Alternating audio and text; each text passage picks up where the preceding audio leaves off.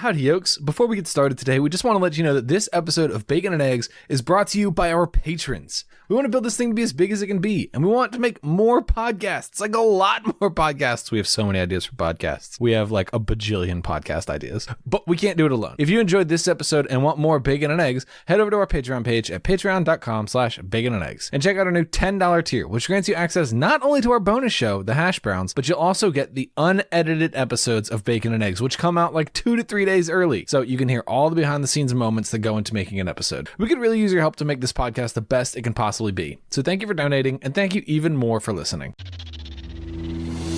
Howdy, yokes, and welcome back to Bacon and Eggs. I'm Tyler. And I'm Ethan. And today we're heading to the north. Or maybe we're just crashing our ship. So save a horse and ride the water. Do the next right thing. Because today we're bringing you Frozen 2 Electric Boogaloo.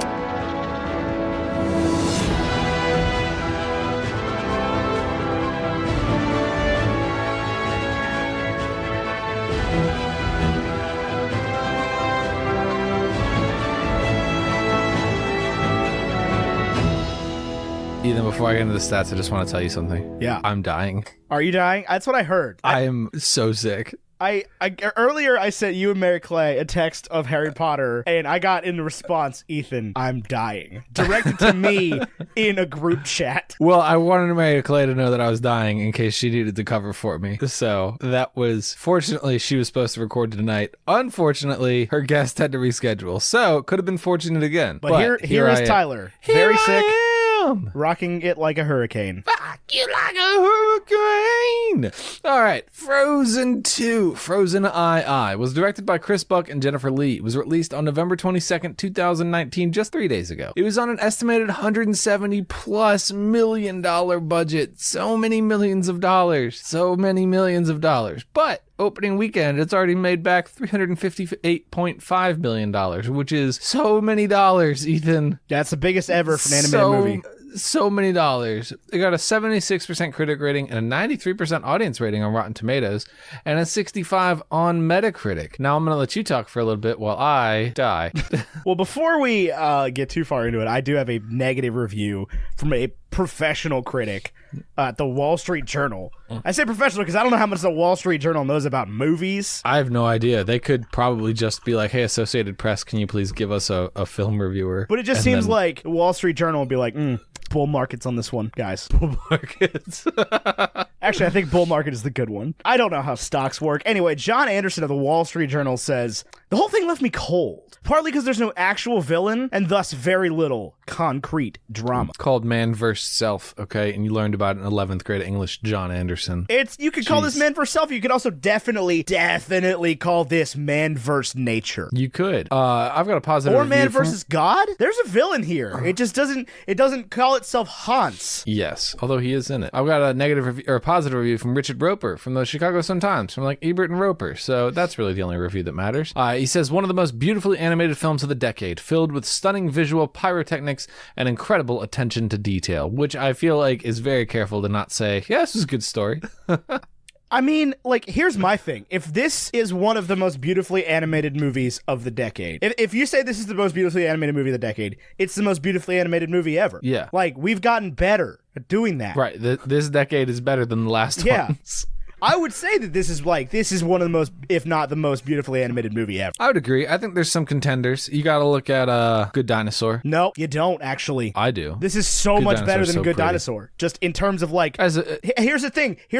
In terms of animated cinematography, this wins. This was really, really good. Yeah. In that regard. Let me tell you about my experience with Froten. Yeah, go for it. I went to the movies. There's a bunch of kids there. I watched the movie going in knowing it had negative reviews, which gave me sort of like, I'm not going to like this kind of expectations. And with the exception of like one glaring problem, I really liked this. What was your glaring problem? Can I go ahead and spoil? I mean, this is a spoiler-full show. Yeah, this is a spoiler-full show. If you're listening and have not seen Frozen 2 yet, I'm going to give you 30 seconds. You're going to go see it, and you're going to come back now. Cool. So here's the thing. You know what makes How to Train Your Dragon 3, so good. How to Drain Your Dragon. How to Drain Your Dragon, yeah. It's about Step it's about one, like a certain type you hang it by its feet, and then, no, I'm not going to keep going into that, actually. Yeah, that was kind of gross. I was thinking more like a Dragon brand RV. I was thinking like, like a cow, like when you prepare a cow for meeting. I was thinking like a deer. I mean, the same thing. You don't hunt cows. That'd be the easiest hunt ever. Hey, look, there's a cow.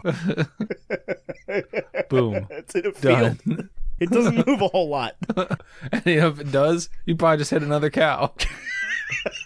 Anyway. You ever played Hey Cow? No. Have you played the Angry Goose game for Switch? No, I haven't. It looks phenomenal. It does. On the last tour I went on, one of the guys in the band that I was out with had the Angry Goose game, and it looked like a lot of fun. I don't know how much it costs. If it's $60, I don't want it. No, if it's like $4, then I'm interested. If it's anything under probably $14.99, anything greater, less than or equal to $14.99. Do you know what makes How to Drain Your Dragon so good? Have you ever played Hey Cow? No. You should play. They lose Burke. They lose Burke. Burke is lost. There are consequences for their actions. I was going to explain to you how to play Hey Cow, so you could play on road trips with your family. But that's cool. I will get there. But in How to Train Your Dragon, they lose Burke. It's pronounced Berk. Berk. They lose Berk. Berk. To the dragon hordes. It's pronounced Berk so much in those movies that when Jay Baruchel, Barackle, I don't know how to pronounce that dude's last name. When the guy that plays Hiccup is like, yeah, I'm from Burke. I'm like, you said that wrong. You're the main character and you said that wrong.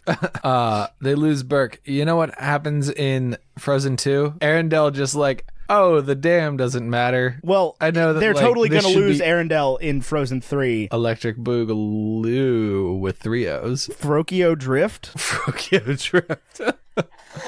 As when Elsa gets kicked out of high school and thus has to move to like... Yeah, two Frozen, 2 Furious. I just wish that they would have lost Arendelle. Everybody was out of the city. It was the balancing retribution that I felt like we deserved, but we did not get. It also could have definitely given Disney a leg into the make this a real thing. Is this is why there's no Arendelle anymore. And now they're going to move to Oslo. Yes. Or they're going to move to the North Woods. Also, I really like this movie. I watched the whole thing and I was like, I really like this. Tell me about your experience with Frozen 2, because then I have a follow-up question about Frozen 2. So I kind of went into this movie with I wouldn't say very low expectations, but I just sort of tried to minimize the having of expectations, because I do really enjoy Frozen 1. I've enjoyed Frozen 1 a little bit more every time I've watched it, and to begin with, I sort of enjoyed it more than I ever thought I was going to. Yeah, no, I love Frozen 1. Yeah, it's a very good movie. It's I am Moana. Yeah, so good. That's Moana? Frozen. That's Frozen. What you just sang was the I Am Moana song from Moana? From Frozen. I don't even know, I don't know how to tell you this, man. That's from Frozen. I've not seen it, Moana. Yeah. What you're watching is not Moana. It's got water sort of in a few different states. If there is a Disney movie that is not Moana, that is Moana, it's this one. When she runs into the ocean, I leaned over to my girlfriend and I was like, this is really familiar. I am Moana. I was just like, Elsa, if you just go get the heart of Tafiti, the ocean will help you get there. The problem is she is the heart of Tafiti. Well, turns out I didn't know that at that point. They had to keep something from me, because everything that kept happening in this movie, they had that first scene that was like, I'm going to tell you exactly what's going to happen. And then when they got to the part with the ship, they were like, how's the ship get here? And I'm like, did you really not see this coming? Y'all are idiots.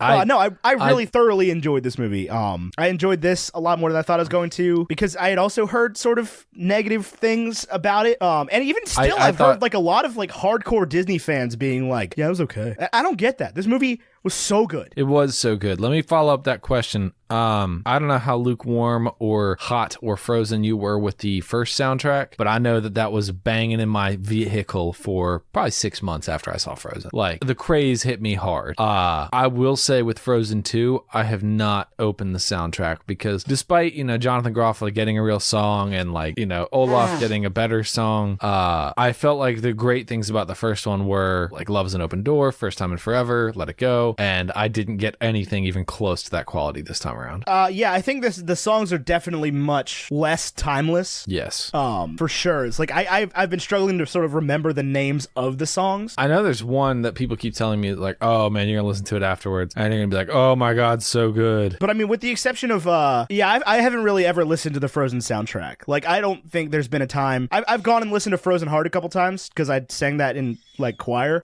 But other than that, like I can't really point to a time where I've gone like, I'm gonna listen to Frozen soundtrack today. Oh, I've done that a lot. I've done that many times with Moana. I've done that with both, yeah. Yeah, no, I've done it much more with Moana. Overall, I like the songs from Moana better. I think that the songs in Frozen 1 stand out better as, like, isolated pieces, whereas the songs in this movie sort of made the movie. Like, I thoroughly enjoyed them when I was watching them, and I don't really remember them now that I'm not watching it anymore, but when it was happening, I was like, man, all of this is so good. Yes. I will say, I've seen a few negative reviews, not just about the music, but just about the whole movie in general, that are like, they really kind of had to force a story out of this thing. And my response to that is like, yes, they did. They wrote one complete story and decided, like they did with every other princess movie, that would be the end of it. Now, I know there have been like straight to DVD movies of sequels of all sorts of Disney stuff, but Disney actually like producing a made for theater sequel is extremely uncommon in the princess vein. Oh, for sure. And I didn't feel like this story was forced at all. Oh, I didn't think so either. I felt like it was like, oh, we get to learn more about where Elsa gets her powers. I loved this movie to the point where I was like, this feels like it is a Frozen movie made for me. For Ethan. Not for Ethan, but for like, you know, it definitely feels like this movie was made for kids that were 8 to 10 years old when Frozen 1 came out. And now they're like 16. And yeah, they're like 16, 17, 18, you know, that sort of range. I did feel like it was powerful. It was big and dark and complicated. It was big and dark and complicated. Like, what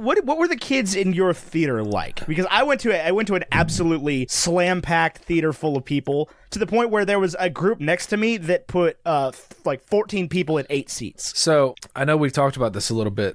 We have, but not on the podcast. Not on the podcast. That's why I was sort of introducing the conversation the same way that I did at dinner last night. Right. I think when you went to the theater, it took a small group of kids getting restless to like spread like the plague. Right. I feel like when you're 6 and one other 7-year-old is like, this movie's stupid. Like, your whole world shifts to being like, yeah, this movie's stupid. That definitely happened in my screening. Yeah, that did not happen in my screening. They were completely engaged the entire time, which was a really cool thing to watch. Yeah, no, not at all. They like laughed when they were supposed to obviously laugh, but other than that, it seemed like there was the parents are dead. There was just a lot of like, a lot of the like moments like that happening, and you could just hear it whooshing over their heads.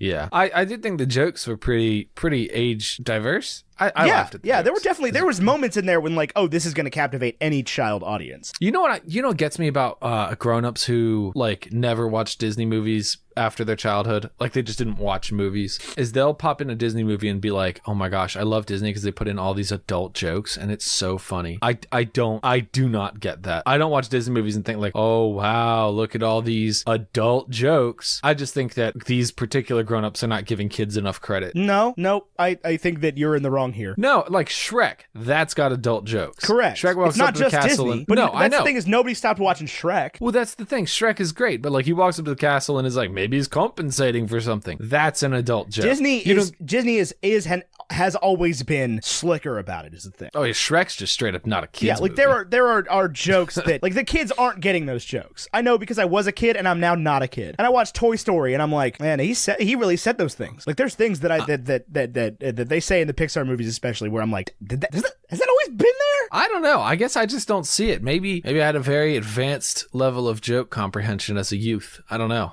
Oh, probably that's not true. I knew you when you were young. You didn't. I mean, no, when I was like 5. No, but when you were like 11. There's a snake in my boot. Because when we were 11, we were all laughing at the same dumb stuff, man. Like we were. I think when we were 11, if they even the thing about Shrek when I was 11 that I didn't get is like he would always say maybe he's compensating for something, and I would be like, I don't know what that means. Exactly. That's a joke for an adult. But that's a DreamWorks film. That's not a Disney film. I don't know. When I watched this movie, there wasn't a single moment where I was like, oh my gosh, they just made a grown-up joke. But you're a grown-up now. We just call those jokes.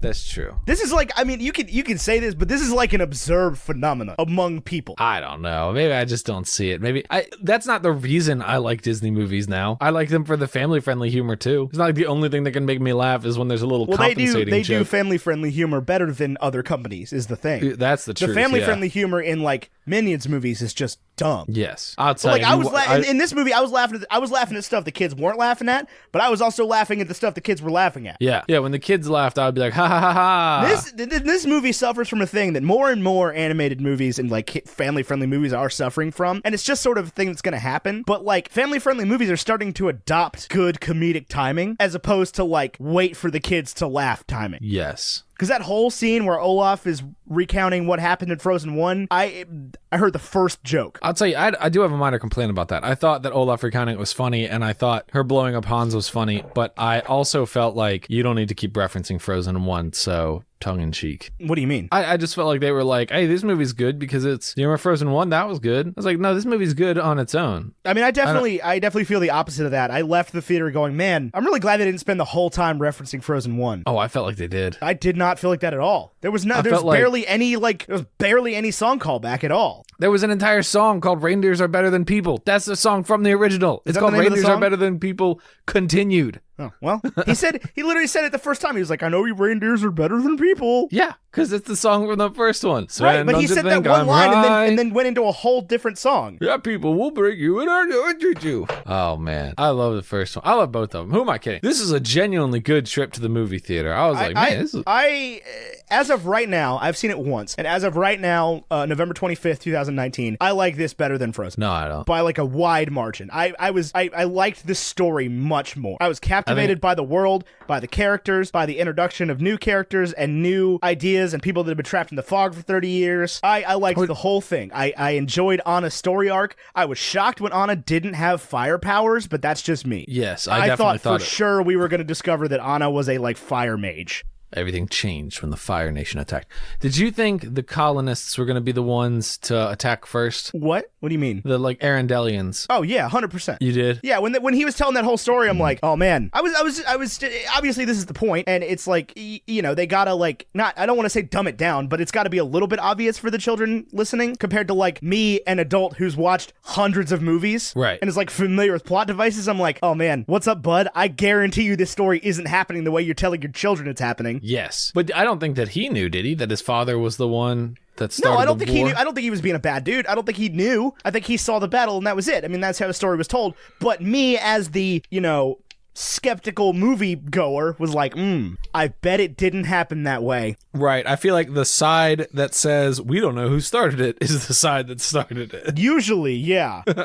Also, I liked the like, there was definitely a little bit of, and I don't want to get into politics or anything, there's definitely a little bit of political commentary here where when Anna is like, hey, Elsa says that we were the ones that started it and we should believe her, and all the guys are just kind of like, yeah, okay, maybe we should fix our mistakes from the past. Cool. Yes. That was just a lot of like, and that's the great thing about movies is movies can just do that. You can just insert the story in a way that it might not necessarily happen in real life. Yes. So I liked that moment. What did you think of the rock giants? Were you like, oh, this is an appropriate amount of rock giant? Or were you like, I feel like I don't know the threat enough? Yeah, kinda. That was one of two things where I was like, I feel like there's something missing here. Like a scene. I definitely felt like there was a scene that was missing right at the beginning when Elsa hears the voice and she goes and makes all the crystal things, and then 30 seconds later everything explodes. And everybody's like, Elsa, what did you do? And I'm like, Elsa, what did you do actually? Because I don't know. Can you explain it? You wanna let me know how that happened? What did she because from my point of view, she sang a cool song and that was it. I guess that pissed off the and she's like, there's no fire. And that whole thing happened really quickly. She's like, there's no fire, there's no water. And I was like, I didn't notice that at all. So that was the time I felt like there was a scene missing. And then, yeah, definitely the Earth Giants. They were just like, there's Earth Giants. And I was like, okay, cool. Then what? This seems like a really just vague threat. Yes. It's like, ever present in the jungle is... Right, like everybody knows there's Earth Giants. I just felt like... That's the thing. I bet if I go back and watch Frozen 1, there's like a scene that I never saw before where Anna was like, no, Elsa, don't go near the Earth Giants. No, like when they were kids or whatever. Yeah, no. some sort of lore there. I wouldn't put it past them. I think if I was under the impression that when they wrote Frozen, they had any intention of continuing the story, I think I would have been like, yeah, that makes sense. I see where they put these little eggs in. But now they have to like retcon the whole thing, which I think is interesting. I mean, it's always tough. It's kind of like how, there was a lot of stuff in Empire Strikes Back that's just like, we're just going to ignore what we said here. We're going to pretend. And then in Return of the Jedi, they were like, yeah, they're siblings. Yeah. I know that makes that one scene a little weird. That's why when George Lucas is like, yep, had the whole thing planned out before I even started writing them. I'm like, okay, bud. You got some weird stuff. What's your sister look like, George? You made out with your sister, dude. Oh, man. But all in all, WALL-E is probably my favorite Pixar movie. That has absolutely nothing to do with this. I know. I was just thinking about it. I don't know that I like this better than Moana, but it's close. Moana's really freaking good. Moana's really good, and it has the songs to back it up. Yeah, it's got better music, 100%. It has the things I like about this one and the things I like about the first one rolled into one package. It has also got more Dwayne Johnson and it has Moana. Infinitely more Dwayne Johnson. What can I say except you're welcome? Although I'd be down. Older. I'd be down for like a Moozen crossover. Moozen, like all of a sudden the Frowana. Hawaiian Islands freeze. Yeah. That would be one heck of a journey. Yeah, I know we were in Norway, but we either crossed all of the Western Hemisphere or the Eastern Hemisphere. Yeah. And here we are in Hawaii. Yep. Basically. That would be cool though. Just like, Tekka comes to attack Norway. Or the coconut people. Kokamora. Yeah, no, I really, really enjoyed this movie. I was a big fan of this one. Yeah, I guess there's things I could probably complain about, but I don't see the things that most people are complaining about, to tell you the truth. Let's look at some more of these negative reviews. My fear with looking at negative reviews is somebody's going to point something out and I'll be like, crap. Dang it, there it goes. There it is. There it is. That's exactly right. But so far, nobody has made a comment to me directly where I'm like, yeah, okay, I feel that. Like, I know Mary Clay doesn't like it. She did not, but she didn't make a compelling argument. No offense, Mary Clay. So Brian Viner of the Daily Mail at the UK says it's one thing watching the final credits roll to see the names of the voice cast, but by the time they detail all the people who worked on the film's data and pipeline infrastructure, it'll be more than ready for the exit. 3 out of 5. I feel like he kind of missed the point. Was that dude complaining about the credits the length being of the too credits. long? Yeah. Yeah, Brian Viner. Wait, was there a post-credit scene that I didn't watch? No idea. All right. Well, Sven, don't you think I'm right? I feel like there's a lot of reviews. Andrea Thompson, A Reel of One's Own. Too bad Frozen 2 doesn't so much chart a new path as echo the one previously laid out. I just disagree. There's 2 huge arcs. Elsa doesn't just control her ice powers now. She, is Mother Nature, and Anna is the Queen of Arendelle. ScreenRant.com. Frozen 2's after-credit scene is the movie's best joke. Well, dang it. I didn't even consider. I didn't either. Can I watch it somewhere is the real question. Probably not. Let's see. Does not look like it. Do we know what the joke is? No, we do not. I'm looking it up. I feel like a lot of these negative reviews from professional film critics are very much like comparing it to the original, which I don't necessarily see the point of. Because if that's the case, then when Star Wars comes out, you got to be like, well, it's not freaking Attack of the Clones, so yes, obviously it's good. Say that again. I was reading. A lot of these negative reviews are comparing it to Frozen 1, which I don't feel like is fair. I think the movie stands fine on its own. It does have the recaps of the first story, which I thought were silly and fun, but it is its own film. And if you're gonna say, well, it's not good because it's not as good as Frozen, well, then it's like, well, hold on now, buddy. How did you feel about The Last Jedi? Because it's definitely better than freaking Attack of the Clones. Yeah, I mean, that's true. But you like Attack of the Clones. I like Attack of the Clones. I also like The Last Jedi. I like all Star Wars. I guess the critics also like The Last Jedi, so there's not much argument to be made there. Yeah, no. Last Jedi was dope. But I'm not going to do another 30-minute rant on how excited I am for The Rise of Skywalker, as we've done every week. We've only got a few weeks left, Ethan. There's only so many chances for you to tell people how excited you are for Rise of Skywalker. I've already told them. All right, people, I've got to share a little story with you. In approximately less than a month, between now and Christmas, ye, the listener, Star Wars The Rise of Skywalker is going to come out, as well as probably 3 or 4 more episodes of The Mandalorian. I can tell you right now, nothing in the history of cinema is more exciting than the 4 weeks we have coming up in front of us. I can just delete everything you say, right? I'm the one that edits this show. Yeah, but I can just replace you. I could erase you saying I'm a huge butt face. But I've never said that. I'm sure that you have said I'm and a and huge and butt and face. That's more effort than I want to put into it. But can we not talk about The Rise of Skywalker? Wow. Okay. Somebody hates Star Wars. I get it.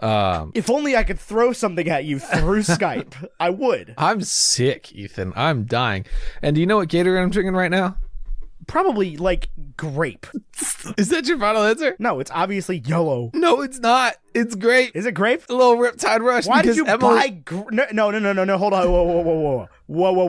Hey. Whoa. Hey. Riptide Rush and grape are not the same thing. Whatever. It's purple. It's Riptide Rush. Yeah, but Riptide Rush isn't bad. Grape, like OG, like grape, is gross. Let me tell you how I came across having Riptide Rush. I'm sick, as you may have heard, and Emily went into the Kenny Rogers. That's Kroger, for those of you not initiated. And she came out and she's like, I got 2 packs of Gatorade. And I was like, sweet, thank you so much. You didn't by chance get yellow Gatorade, did you? Because that's my favorite. And she goes, Tyler, yellow Gatorade is far too pedestrian for you. I didn't think you'd want it.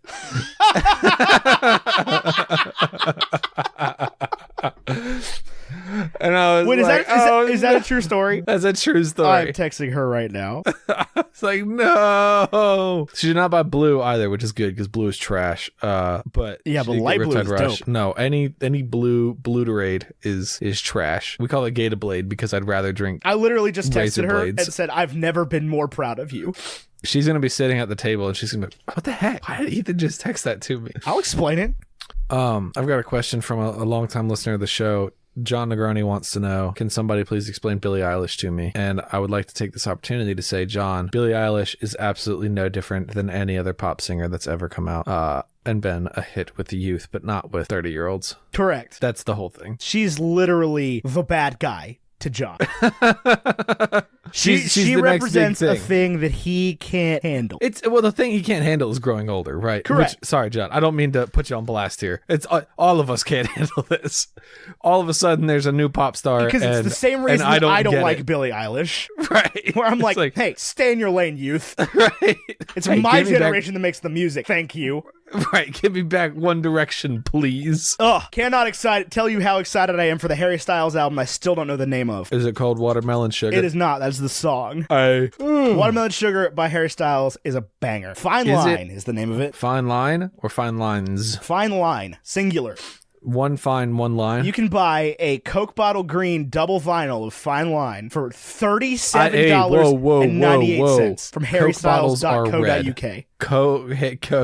Coke bottles are red. No, like the glass. I don't know what you want. What? It's still red on the glass bottle. No, the glass is green. Is it the vinyl made of glass? No, it's made of vinyl. The glass is clear. Not the Coke bottle glass. Coke bottle glass is clear. I used to hand out Cokes every day at work. They're clear. Nope, they didn't used to be. That color, I just sent it to you. That is immediately recognized. That's what I would call that color. Is Coke bottle green. I wouldn't have called it that. I would have called it Seafoam.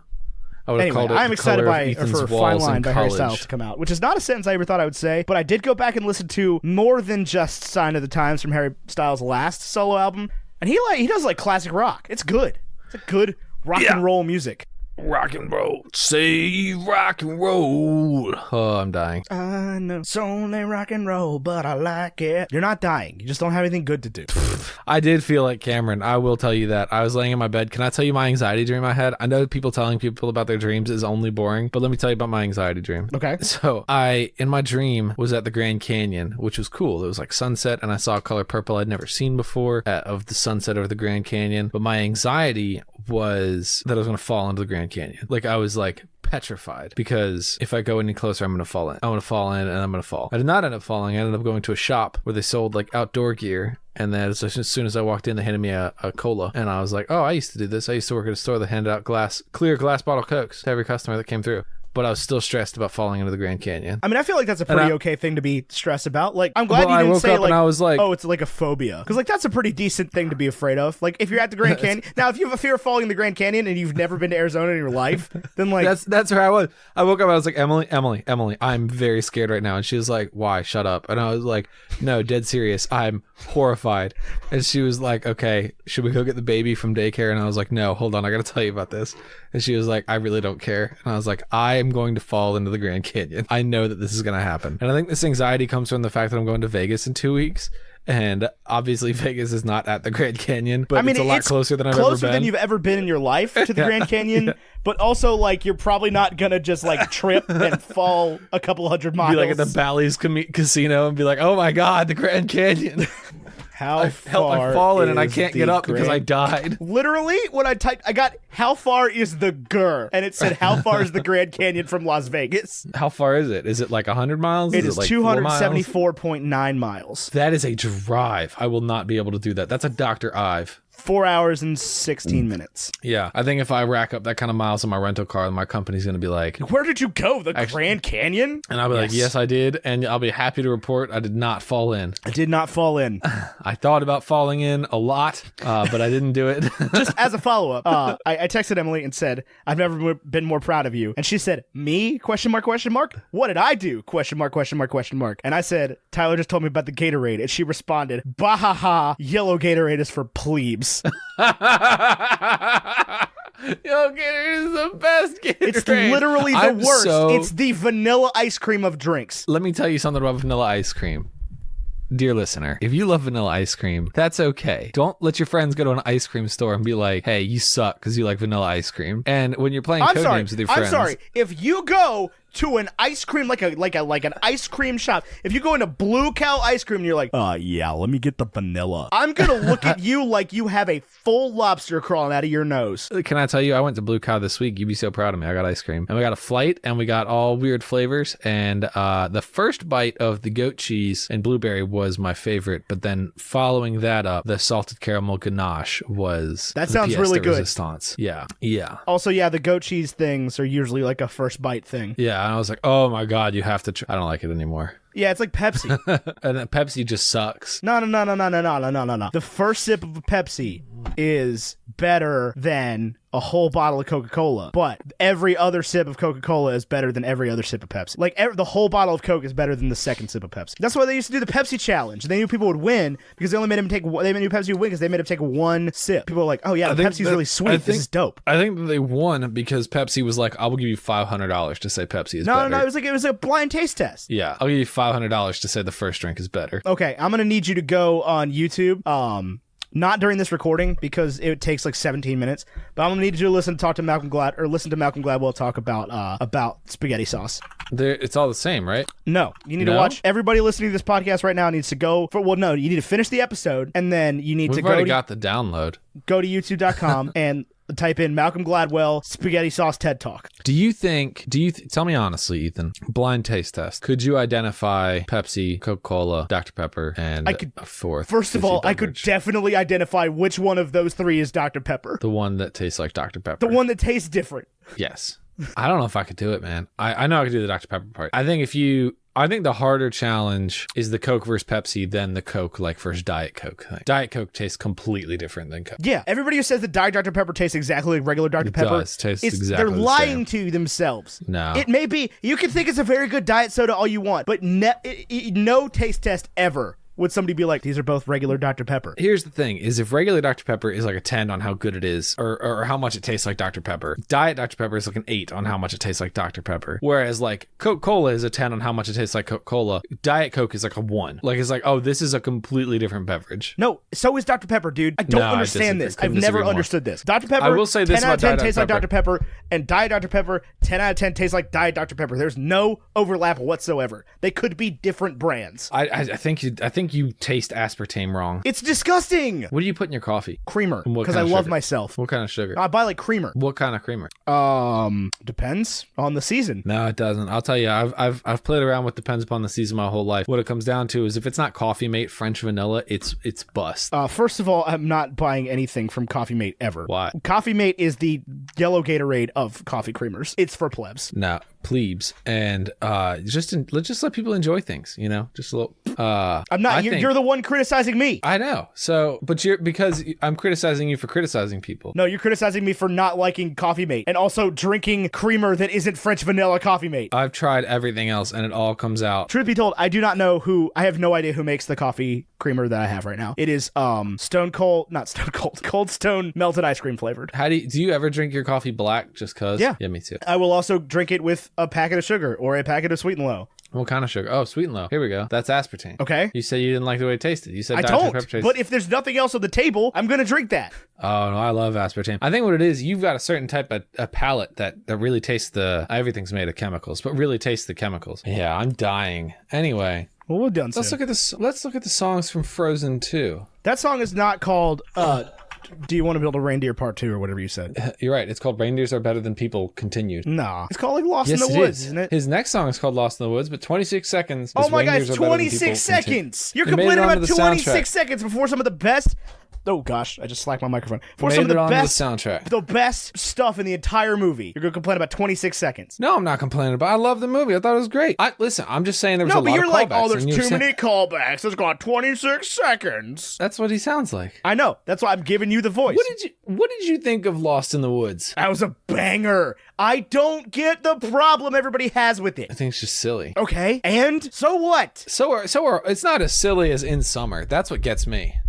Right, it makes about as much sense in the context, like the actual scene surrounding it, not just the song, makes about as much sense in the context of the movie as In Summer does, where Olaf's like dancing on beaches and stuff because he's daydreaming, which is exactly what Kristoff is doing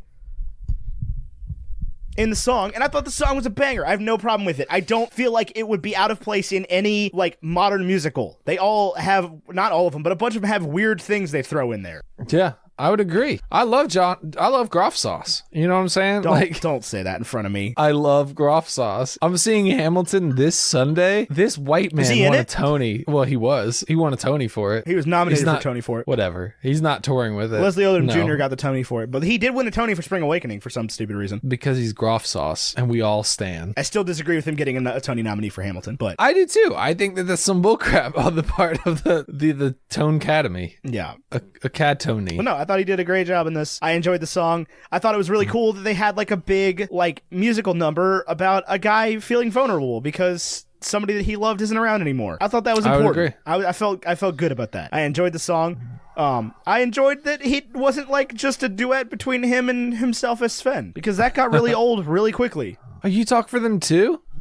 I thought that was funny. That was funny. Yeah, they all, and of course, obviously, that's the Disney thing, is they all have like an archetype in the other community. Yes, I thought that was really funny. Yeah. I thought Anna figuring out who the guy was from the portrait was pretty good. Yes, I thought that was a good callback. I enjoyed that. She's like framing him up. Yeah. She's like, Lieutenant Matthias, third portrait on the left. I thought that was good. I thought it was good that there was a black man leading the military in Norway. Yeah, that was cool. Just sort of any inclusion. Yeah, I know that was probably a tough one to pitch. The one thing I did think we were missing, and this is why I think Frozen 1 is so good, is because it really hits you square across the jaw within the first 5 minutes with Do You Want to Build a Snowman playing. Yes. That song is just absolutely brutal. Yes, because all of a sudden it's so happy, and then it's not. Yes. And that is what this movie was missing, and obviously it wouldn't work like that right off the gut or off the bat. There. But that was kind of a punch that this one was missing. Although I did love Kristen Bell's song. Which one? Some Things Never Change, or no, hers, like whatever it's. I don't know what they're called. Well, I'm looking at it right now. The one she sings at the end is The Next Right Thing. It's like the last song. Yeah. The one, her solo number. Yeah. Yeah, that was absolutely, I was moved to tears. Evan Rachel Wood. Is that a man or a woman's name? That is a woman. That's the mom. She is the lead in, the female lead in Westworld, which is why I know her name. Oh, I was also in Westworld. Yeah. So that was, that she is a woman. Yes, she is the mom. She does the really, really ominous song. All is found. Yeah. So what, did you have any issues with this film, Ethan? Not really, tell you the truth. I've been trying to find one for the last 3 days. What did you think of Olaf getting Spider-Man, of getting dusted? Thanos right out. It's just a moment. At no point did I think that Olaf wasn't going to come back. Yeah, same. Like, that didn't feel like there was any real stakes to it. But it was a sad, touching moment, and then it gives Anna a chance to sing a song. And I was very, like I said, I was very stoked for how far Kristen Bell has come in the intervening years. I thought she was a good singer in the first one. Nah. I just disagree. She was the obvious weak point, bud. She wasn't Idina Menzel. I actually will say this about Idina Menzel in this one, is every time she sang as Elsa, I was like, that voice is too big. Yeah. That was the thing, is the songs are so much smaller in this movie. Yes. It really felt like it feels like they're going to do something big on Broadway with it. Oh yeah, I do think it'll be very easily adapted to Broadway. Oh, you could stage it tomorrow. Your sets are literally like sheets of white. Like, half this movie is spent in, like, misty forests and caves. Yes. Like, you're good. You could teach this to the current Broadway Frozen cast next week. I think the challenge is the water horse. The horse made of water. How are you going to put that on a stage? Because I will not accept horse made of anything but water. Well, you're gonna... Let me tell you a thing or two about the Broadway adaptation of The Lion King. You're gonna Are be any really... of those lions made of water? No, but they're also not made of lion. I get the magic of the stage, but if it's just a balloon animal... I don't think it's going to be a balloon animal. I think it's going to be like several people and some like, you know, like some wavy fabric. What's the name of that horse? If you had to name that horse right now, what would you name it? There's a good joke here somewhere, but I don't know what it is. His name's Carl. No, that's not a good joke. Yeah, I've decided. This is the water horse. His name is Carl. Shallow facts. Shallow facts? Shadow wax? Wax isn't water? I don't know how to tell you that. When he waxed them. That's what he did. What? What do you think of these? So this movie came with covers of like every song in the movie from like pop stars. Have you listened to the Panic at the Disco, Into the Unknown? I mean, I listened to it in the theater. Were you like, okay, Brendan, that's nice? Or were you like, this is cool? I have no idea how I feel about it. This is my least favorite thing I think Panic at the Disco's ever done. Really? Yeah, it's got no heart to it. It's Brendan Urie being like, I can sing really high. Look at this. It sounds like he recorded it and like somebody called him and sent him the words.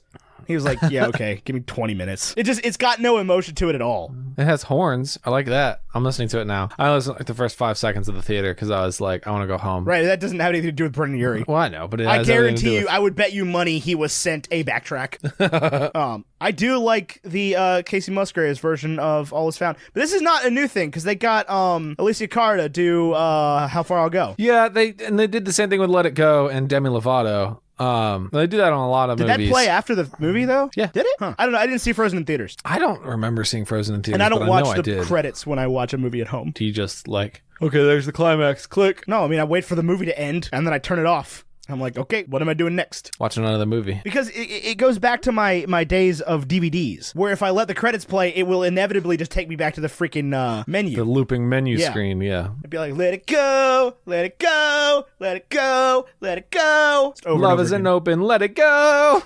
You might want to revisit this Into the Unknown thing. This thing's pretty cool. I'm listening to it right now. This is a pretty cool little track they got coming on here. I mean, I listened to it in the theater. I just wasn't impressed. I also don't think there's any value to be had from sitting around going, oh, it's the best thing about the movie. So if you guys heard this, oh my god, Panic at the Disco did cover this. No, I think the movie is the best part about the movie. The person that was just called out knows who they are. I don't know. I'm really excited. I do think, so I'm going to Disney in 3 weeks. Here's my thing, though. I'm sorry about what you were saying. I have one more thought to go on Into the Unknown because I just listened to it again. Part of it again. Is like, Brendan Urie, when you do the version of The Greatest Show, you know, it's like, yeah, you really flex on Hugh Jackman. But right, like, yeah. It's Idina Menzel. Yeah, you're not gonna flex on Idina Menzel. It's like your version might be very good, but you're not gaining ground there. No, she's straight up better than you. She's the voice of a generation. Like, there aren't people like that. Anyway, you're going to Disney in like 3 weeks. Yeah, what's up? I'm curious. I know. I'm curious how Frozen 2 is gonna play into that with Star Wars coming out and all the other property. You know, of course, Avengers this year. I'm just curious how big Frozen is going to be there in January. I mean, I believe that the Frozen castle and the Star Wars land are in different parks. I believe you're correct. I'm really excited for Galaxy's Edge. If it seems like the Disney parks probably have their infrastructure pretty ready to go when it comes to putting out new movies. I would agree with that. Like, you know, they got a street date on that thing where you're like, tomorrow you're Frozen 2, Elsa. Right.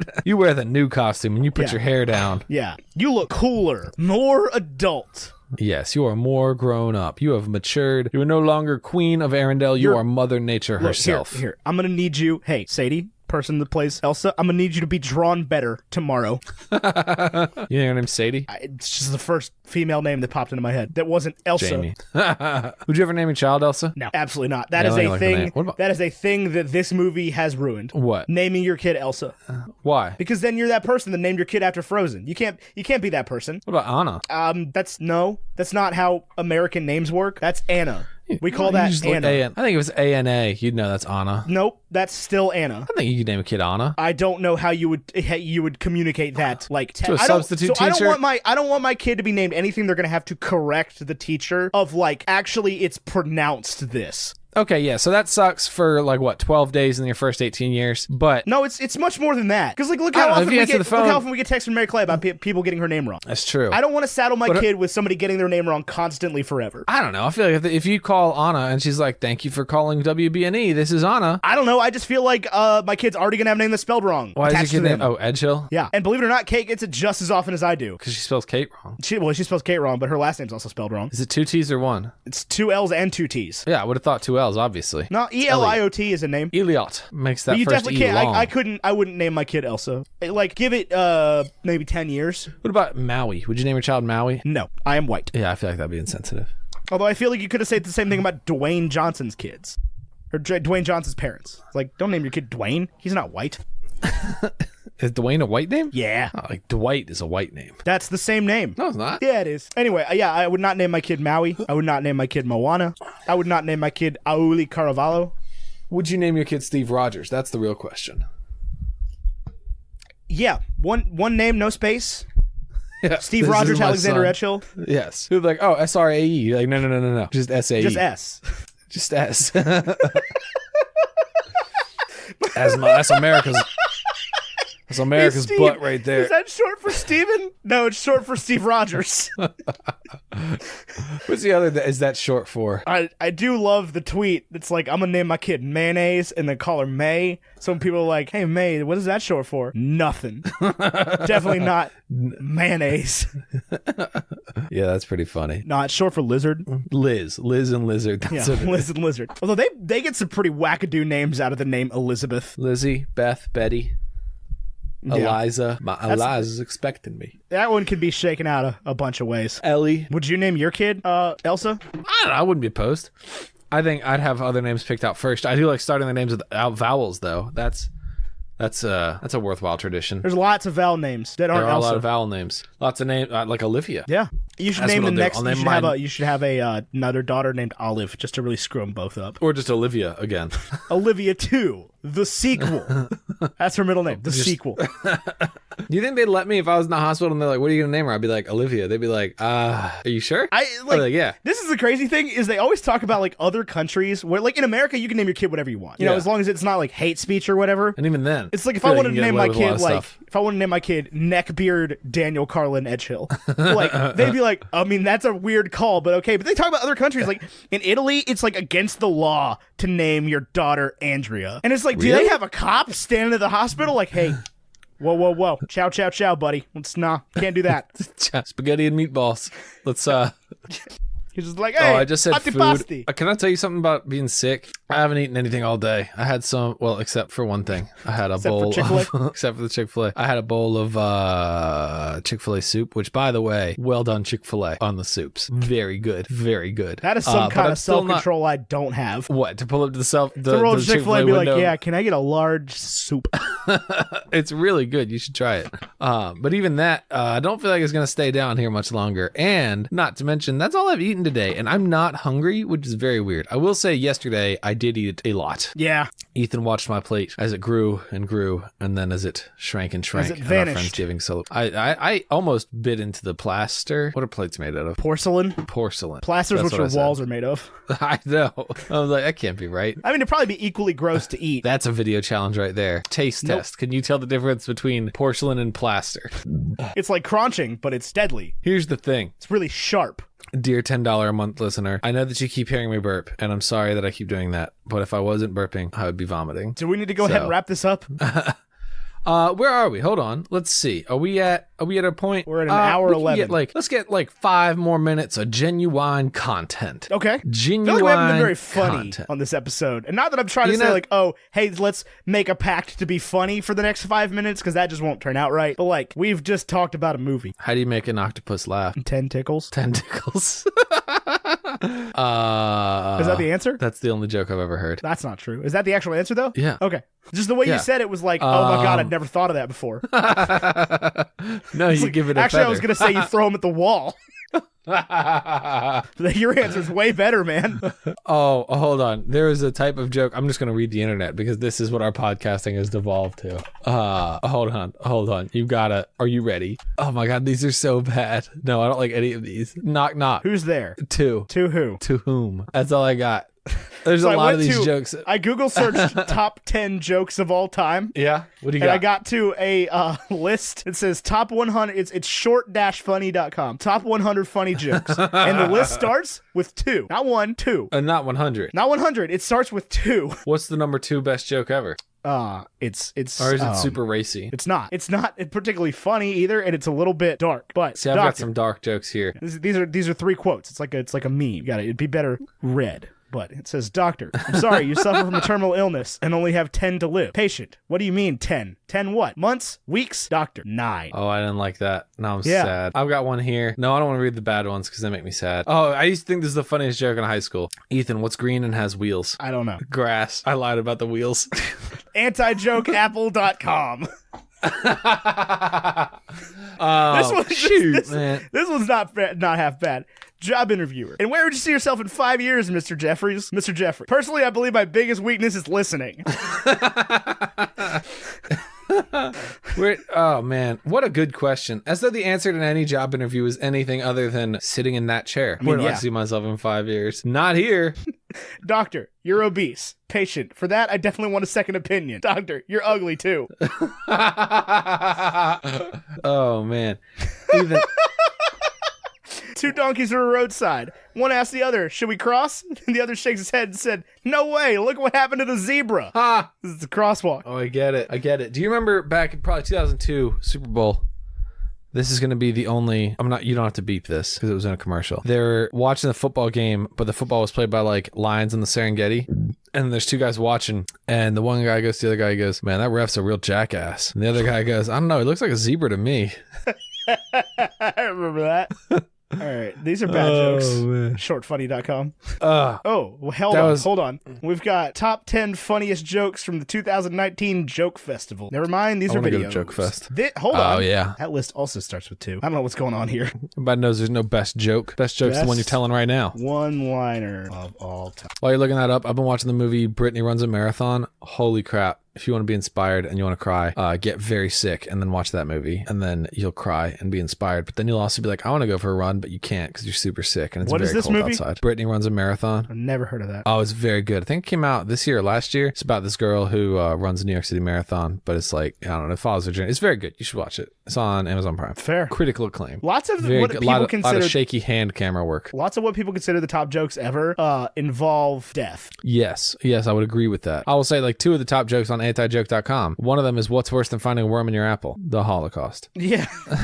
Anti-jokes, man. The like third this one one says I want to die peacefully. The third one is why did the boy drop his ice cream? Because he was hit by a bus. Oh, there's a pretty good string of jokes. Hold on. Let me see if I can find it.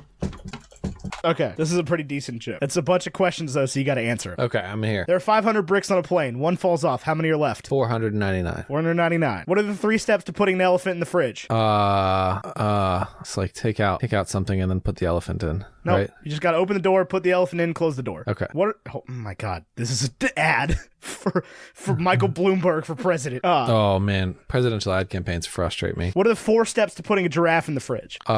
Open the door, take the elephant out, put the giraffe in, close the door. Correct. The Lion King is having a birthday party. All the animals attend but one. Which animal is it and why? The giraffe. He's in the fridge. Yep. Sally wants to cross an alligator-infested river. There's no bridge and only one way she can get across is by swimming. She swims across and makes it to the other side safely. Why? The alligator was hit by the brick. Nah, you jumped a step. Oh, dang. The alligator's at the birthday party. Sally dies anyway. Why? She was hit by the brick. Yep. One time... Kate texted me, and she was like, I have a joke for you, but you got to respond. And I was like, okay. And she goes, there are 500 bricks on a plane. One falls off. How many are left? And I said in all caps, she got hit by the brick. And Kate responded, I hate you.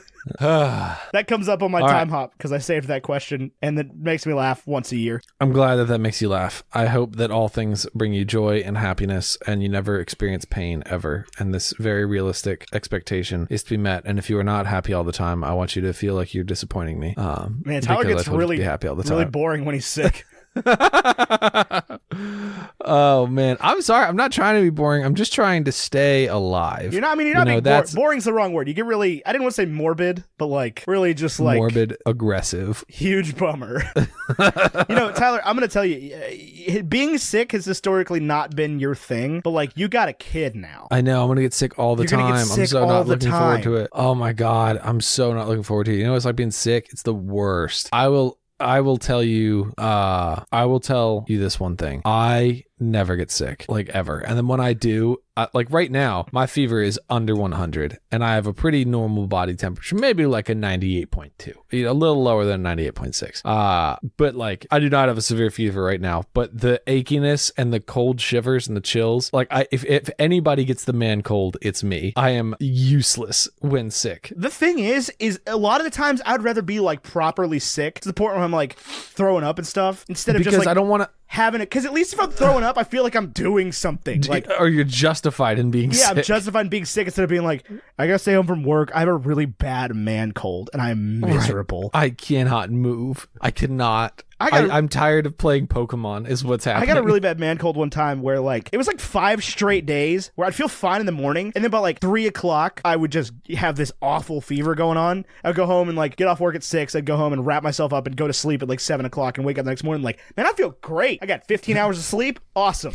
Nothing possibly could be wrong with me now. And then again at 3 o'clock I'm like, oh God. Oh God, this is how I die. This is how it ends. Not with a bang, but with whatever this is. This awful man cold. All right, let's wrap. Thank you so much for listening to Bacon and Eggs. All about how Tyler is sick and did an episode anyway. Thank you for listening to Bacon and Eggs. If I was to get Frozen 2, a breakfast food, it'd be like an Uncrustable. Right? It's already frozen, but then you leave it out for a little while and it's not frozen, and it's full of all the things you love, like peanut butter and jelly. Or if you're not big on jelly, there are other options, like other flavors of jelly or honey. Like other flavors of jelly. Or honey, or I think you can get all peanut butter ones now. But I was a peanut butter only sandwich man for 20 years. Always been able to get all peanut butter Uncrustables. Okay. I was a peanut butter only sandwich man for 20 years, and let me tell you what happened is one day I bit into one and I was like, oh, this is the driest thing on earth. Yeah, my mouth is stuck. Right, when they say it's a dry heat, they meant this. Just white bread and peanut butter. Thawed. Okay, so it's are you not a yellow? Are you a red or a purple Uncrustable man? I'm a purple, but I do like the yellow, which is honey. I really like those. Is it yellow? Yeah. Oh. If it's not, then whatever the honey one is. Yeah, I didn't know it was really actually like yellow. those. I was stuck on the Gatorade thing. Well, purple Uncrustables, now we're talking about some pedestrian jank right here. I mean, yeah, but purple Uncrustables smack. Purple Uncrustables wait for crosswalks, okay? Yeah, for sure. But they are delicious. Oh, man. Grape jelly is like the predominantly grape thing I like other than grapes. I like wine. If there's anything that tastes less like grapes than grape soda, it's wine. Yes. I've never drank a good wine and been like, this tastes like a grape. But like, this tastes like wine. This tastes like wine. This is what wine tastes like. It's like almost like grape, but super full of alcohol. So I think, the Uncrustable I think is the clear answer here. Wait, you eat Uncrustables for breakfast? You never had an Uncrustable for breakfast? You never been like, oh man, I'm running late? No, they're designed. They're literally made to like thaw in your child's lunchbox. Yeah. Well, you never been running late to get your kid to daycare at 8 a.m. and then be at work at 10:30? Sometimes you throw an Uncrustable in the truck. You know, those are days where breakfast doesn't happen. Well, it can, because if you have Uncrustables in the freezer, bing, bang, boom, breakfast on the go. So you're just going to eat a mostly frozen Uncrustable on the way to work? 2 hours after you pull it out, it's not frozen at all. 2 hours? When did you say 2 hours? I said baby's got to be at daycare at 8. Work starts at 10:30. How long does it take you to get your baby to daycare? She doesn't have to be there at 8, but I like to get there early, maybe bust out the Bacon and Eggs laptop and get to work on some of that stuff. Maybe clock in early, get some OT. That time and a half is real nice when you got a child. I don't know. I'm with fast food restaurants here, man. Breakfast stops at 10:30. Except McDonald's is all day breakfast. I had to fight with a Chick-fil-A the other day. It was like 10:14 a.m., right? And I was like, hi, I know it's not technically lunchtime, but can I just get an 8-count nugget? And they were like, no, breakfast time. I was like, cool, I'm gluten-free. Can I get an 8-count chicken mini with no buns? And the woman was just like, those are just nuggets. And I'm like, yep. They're also covered in bread. I said no buns. Yeah, but the nugget is breaded. Yeah, but they can't call me out on that. But she immediately stopped doing what I was doing. She was like, fine. I was like, anywhere else I would feel bad, but it is the same ingredients. You put your chicken nuggets on a bun. They're so good. Have you ever had chicken minis? I have, but I was not in the mood for the yeasty roll. Oh, they're so good. All right, the big board. Is this better than Jumanji? Welcome to the jungle. No. Okay. Is it better than Coco? No. Is it better than 10 Things I Hate About You? Yep. Okay, that's easy enough. I was okay with any of the following answers. Well, the thing is it might be better than, this is the problem with putting Jumanji Welcome to the Jungle ahead of Coco, because like this is probably objectively better than Jumanji Welcome to the Jungle, but Disagreed. it's not as good as Coco. I think Coco is better, as well as Jumanji Welcome to the Jungle. Those are fantastic. I just said this wasn't as good as Coco. Yeah, no, I think the placement we have it at is perfect. Correct, but like I think we're gonna start running into things that are like clearly better than, or not as good as Coco, but better than Jumanji. We may. That's why we get the end of the year roundup.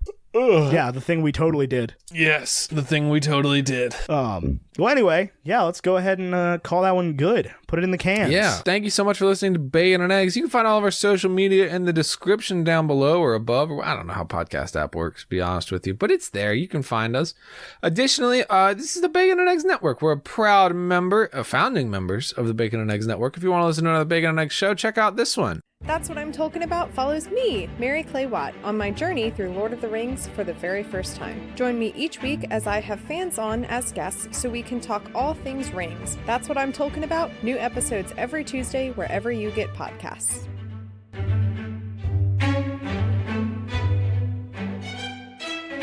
Oh man, that's some funny stuff. That's some real funny stuff. I really like that. That's some funny stuff. I've been Tyler Carlin. Our graphics are by Vaishon Brandon of Graphite, and our music is by Andrew Scott Bell at andrewscottbellmusic.com or andrewscottbell.com. One of the two. It's the one that does music. Anyway, Andrew runs. I've been Ethan Edgehill. He's been Tyler Carlin, and until next time, arrivederci. All is found.